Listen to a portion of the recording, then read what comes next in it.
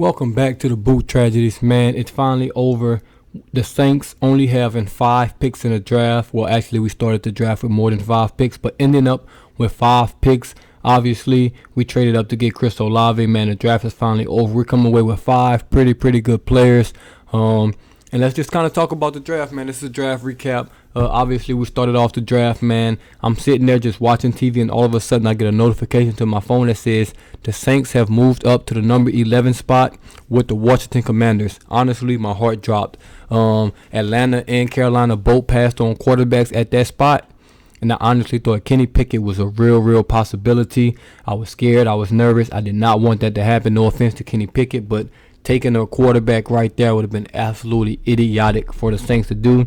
We didn't do it. We go Chris Olave, Ohio State. We get a receiver. Finally. It's been years and years. I wish I had a YouTube channel that y'all could have seen me for years begging for a receiver.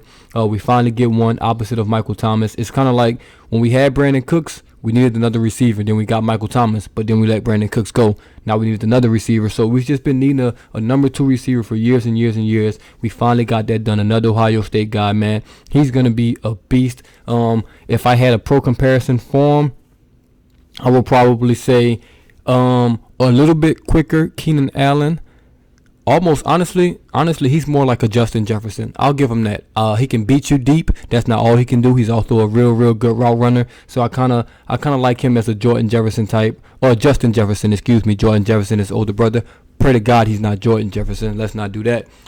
Then after that, man, with the 19th pick, we took Trevor Penning from Northern Iowa, offensive tackle. Real good player in the run game's gonna need work on that pass pro. I definitely have another video dropping on him from the Senior Bowl. Got some clips of him doing some things well, doing some things bad. I'll talk about that a little later. My pro comparison for him will probably be like a Nate Soldier, a real big guy, kind of tall guy. Can fill out his frame a little more. He's going to be more athletic than Nate Soldier, but he's going to be a really good player. He can play guard. He can play tackle. He's played on both sides of the line, so that versatility will definitely help him. So if the Saints are struggling somewhere and need to plug him in, or if he's struggling and the Saints need to plug him in somewhere, it'll be a great fit, and he can kind of play anywhere on that line from the guard and the tackle positions.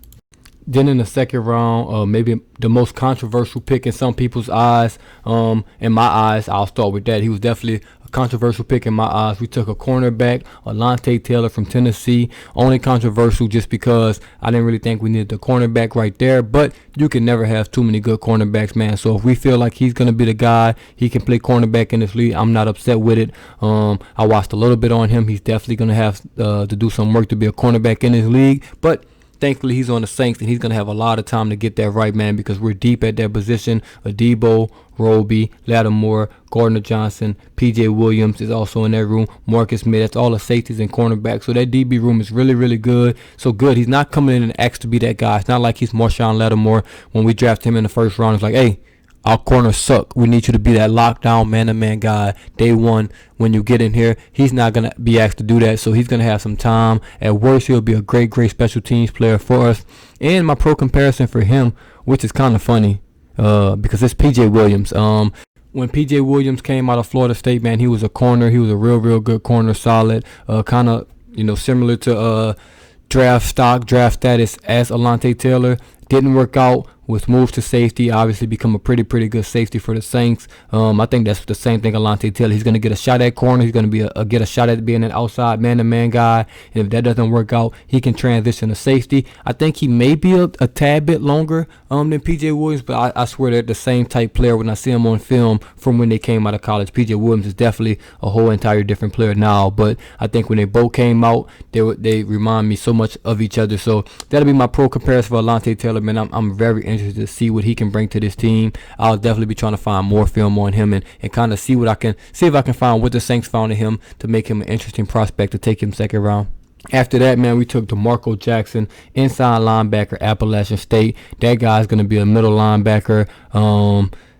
He's not gonna play. Let's just put it like that. He's not gonna start. He's probably not gonna get that many snaps. But he was a real good player in the Sun Belt, man. Defensive Player of the Year. So maybe he'll find some, snaps on the field. But let's be honest. With P. Warner, Demario Davis, he's not gonna really get snaps on the field his rookie season. He's hoping to be a special teams guy. He's quick. He's fast. He's a little agile. So hopefully, he could go on special teams and make his mark there, and that'll be a great rookie season for him. After that, he can try to get on the field because DeMario's getting a little older. Not anything to be concerned of, but maybe a couple years down the line he'll have a chance to start. But right now he's coming in to be a depth guy, a rotational guy, and also to be a special teamer.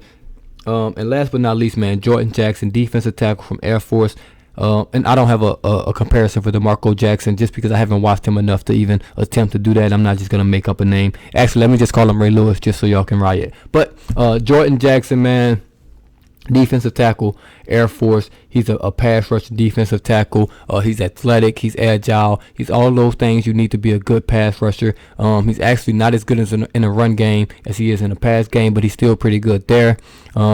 Needs to work on some secondary moves, but that's expected, man. He's coming out of college. He went to Air Force. I'm sure he's a smart kid. He can get that, worked on. Also, don't have a comparison for him as well, just because, like I said about Demarco Jackson, I haven't watched him enough to get a pretty good comparison. But if I am going to compare it to somebody, just like I said, DeMarco Jackson is Ray Lewis, let's just pretend Jordan Jackson is Aaron Donald and hope for the best after that. But nah, in all seriousness, man, that's a solid draft. I'm going to give us a B for this draft just because I think 4 out of the 5 guys we drafted were must-have positions.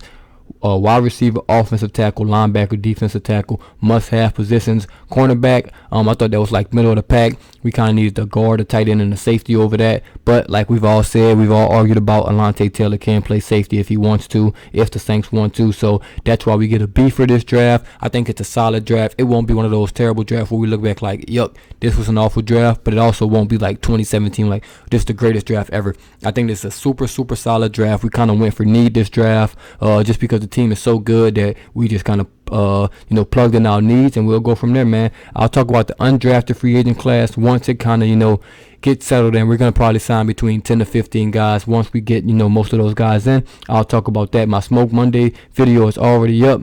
If you haven't checked that out, check that out, man. I have a pending video dropping later, hopefully a live. It's just gonna be a lot coming to the channel, man. If you're new to the channel, if you've been here to the channel, I appreciate you. But as always, man, hit that subscribe button, turn those notifications on so you won't miss another video from the Boot Tragedies. And always, this the Boot Tragedies, and I'm out.